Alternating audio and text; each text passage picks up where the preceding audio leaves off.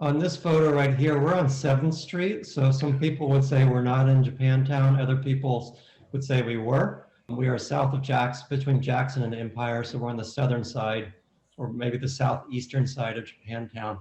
We see a little in the distance, we see a yellow train locomotive. There are active train tracks that go through, cut a swath through Japantown. Interesting in two separate ways. One is we have people living along the railroad tracks. So that's a different constituency than we probably would have otherwise. Those people in Britain, they'd be called hard sleepers. In the States, they'd be called homeless. We think that they're going to be, when there is a disaster, we think they're going to be probably the most resilient people in the community. And we might we might need their help. Have we reached out to them as part of Japantown Prepared? Not officially, although we have a little bit with Salvation Army, which serves them, and which is on 4th, just south of Japantown. The other aspect of this train line is that there's unhappiness with the fact that they occasionally roll what are called oil trains through on these tracks. So oil trains are trains that have tankers full of oil rolling through to a refinery to be refined. And nobody is prepared for an accident if such a thing happens. If we do have an accident and it does catch fire, probably your best response is to run as far and as fast as you can. It's gonna be a very difficult situation. So politically, the people are unhappy with the oil trains going through.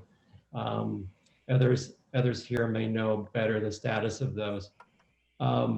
We also see on the right-hand side an apartment building that's been there for a while. This is, we have the new one being built in the distance. We have the existing one there on the right-hand side, probably very nicely seismically reinforced. As Rich says, we don't really have contact with the people who live here. We don't really have a good understanding of how long they're living in these places. Are they prepared for disasters? Can we reach out to them? Are they organizing themselves internally? Is there any sort of community spirit within each of these apartment complexes that we could, go bend a little bit toward thinking about preparing for disasters? We don't have a whole lot of knowledge about that.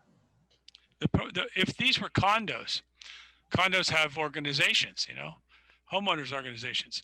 That is a foundational element for all of them to share information and plan.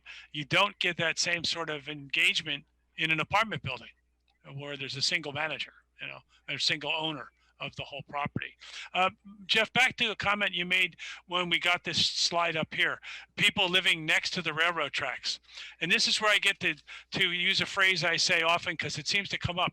English is such a tricky language because at those railroad tracks, we've got the homeless people, the hard sleepers as we refer to, and we're going to have people making a whole bunch of money in that big black building that's almost finished. But they're both right next to the railroad tracks. So now we're looking southbound on 7th, and we have the Empire 7 development there, but it's the Mariani Square development. Jeff said we don't have much contact with most of these developments. Mariani is the exception. I've actually done a disaster preparedness presentation for the Mariani Square Homeowners Association. And if the students go down there, if they look at that property, there's a huge water tower. It's probably 6 or 8 stories tall, and it says Mariani's on the side or Del Monte. It used to be a pickle factory, and so they turned it into a loft project. So that's the one complex down there that we do have a disaster preparedness relationship with. They're currently using it now as a cell phone tower. Fish market has been abandoned for years because you cannot occupy it unless it has been seismically upgraded. It is a URM, an unreinforced masonry building, and in a good shake, it's going to be a pile of red dust. So that one's why it's not abandoned.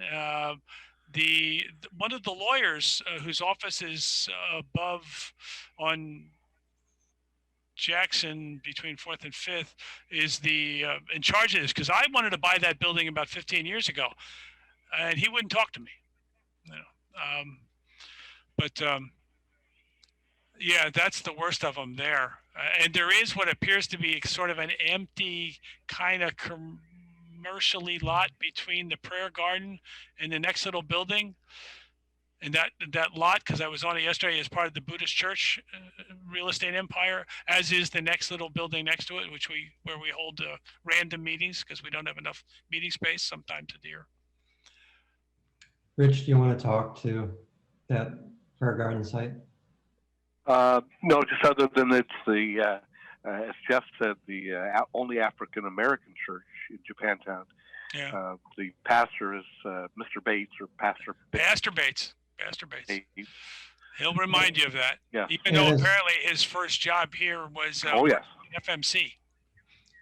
So as Jan mentioned, there's the Filipino Community Center there that Japantown Prepared does not have any relationship with yet. We should, but we don't. And there's some new businesses along that street. So the Japantown's moving just a smidge, a little bit further towards 6th because of the development of all that housing in the former corporation yard that's just on the other side of the street, as well as the Highlandville Park. So the main entrance to Highlandville Park will be pretty, as you see, will be mostly across the street from the prayer garden from 6th Street, pretty close to Jackson, with a little bit more retail on 6th Street. It also has the best pizza in Japantown. The only pizza. Yeah, that pizza place. Pizza. The guy who owns that owns 2 other places in Japantown, plus a place in Campbell. And Jordan is under 40, I'm pretty sure. He's not an old guy, but Jack's is his, and the 7 Bamboo is his. Yeah, so he's whatever your culinary and liquid enticements are, he's got you covered. Yeah. Also, just north of that is Jackie's Place, which is a fairly recent addition to Japantown. It's a soul food restaurant. Yeah, right next to the prayer garden. Yeah. Yeah, it's very good soul food.